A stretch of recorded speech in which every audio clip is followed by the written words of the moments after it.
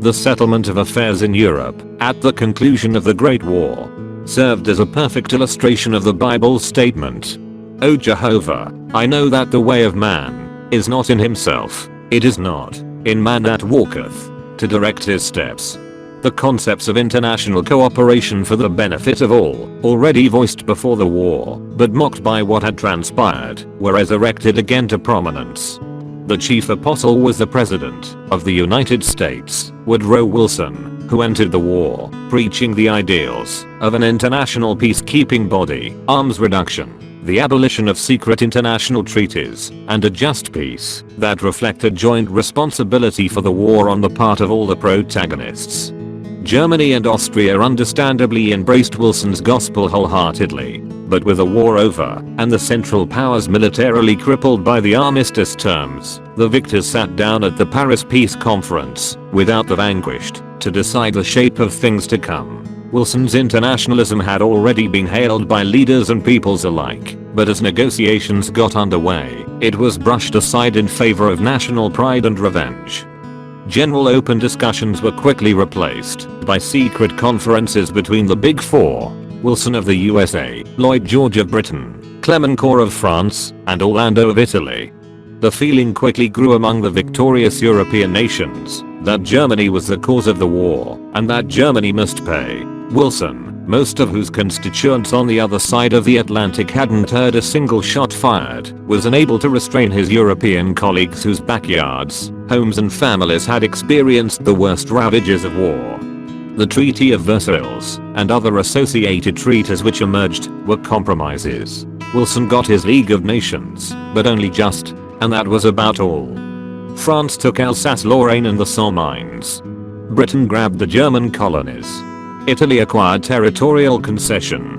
The Austro-Hungarian Empire was sliced into 6 parts: Austria, Czechoslovakia, Hungary, Yugoslavia, and 2 other areas that went to Poland and Romania. Thus the beast of the earth empire was now in shreds.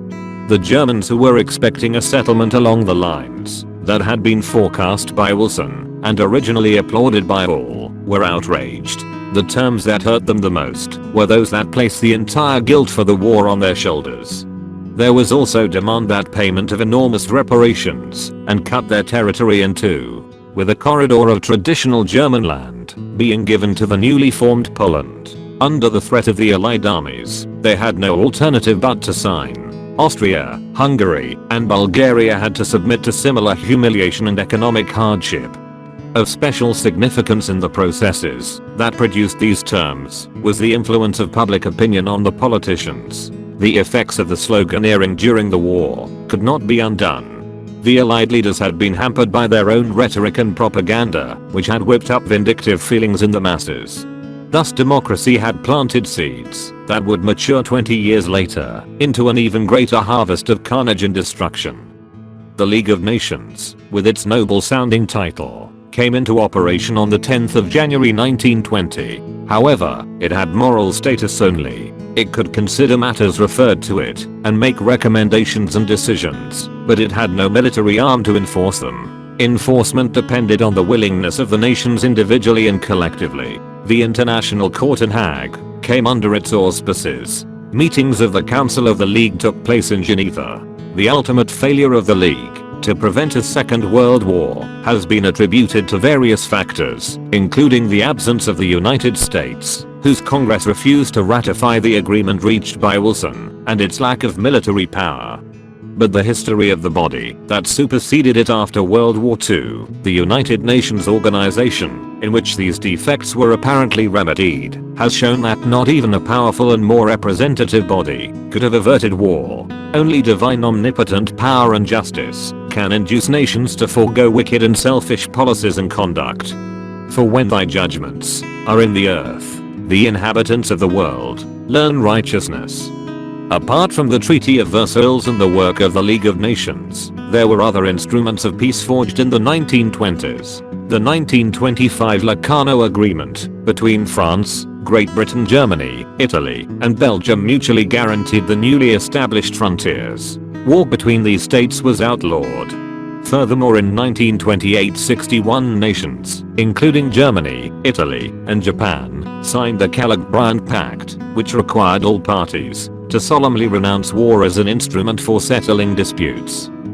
Things could hardly have looked better, yet in 11 years, the most destructive war of all time would be brutally fought by enlightened 20th century man. If ever there was a plain lesson that human agreements cannot achieve peace, then this was it. The Great War had been hailed as the war to end all wars. It proved to be the war that would, together with anti-Semitism, beget another.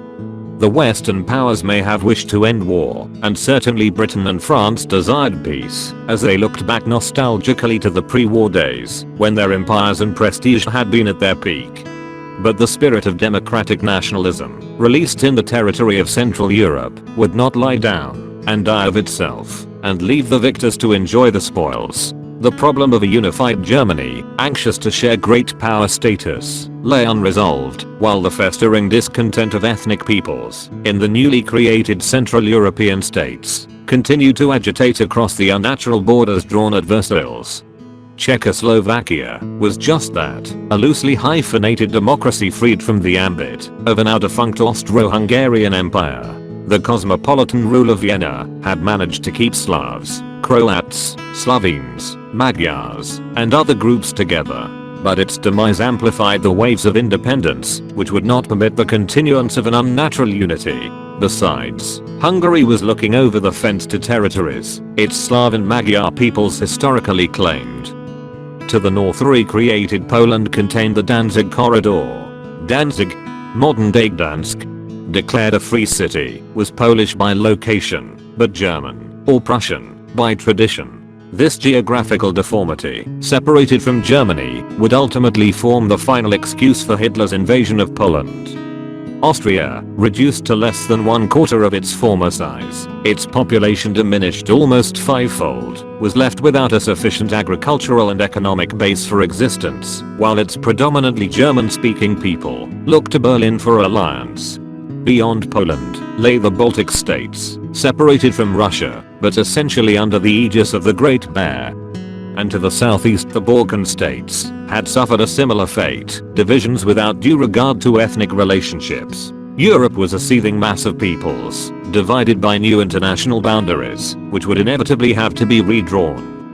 A major factor contributing to lack of cohesion in post-war Europe was the war debts, to be paid largely to France and Belgium, which were enormous to the point of absurdity. Germany would never be able to pay, and soon defaulted. Its Weimar Republic, hit by economic ills, did not attempt to live up to the imposed terms, but strove by negotiation and inflation to downscale the burden. The French, seeing the loss of reparations upon which their economy relied, realized that nothing would bring the German government to fulfill its obligations. Nor did Britain provide the support France expected in guaranteeing the terms of the treaty. In 1932, the Allies agreed, in the context of the current worldwide depression, to cancel the debt.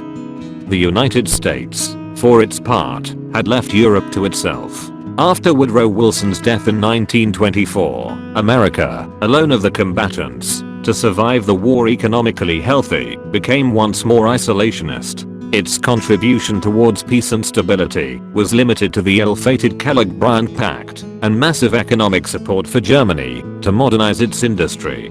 British policy represented a withdrawal from European affairs, leaving the French with a sense of isolation and frustration that led to the surrender of their war claims.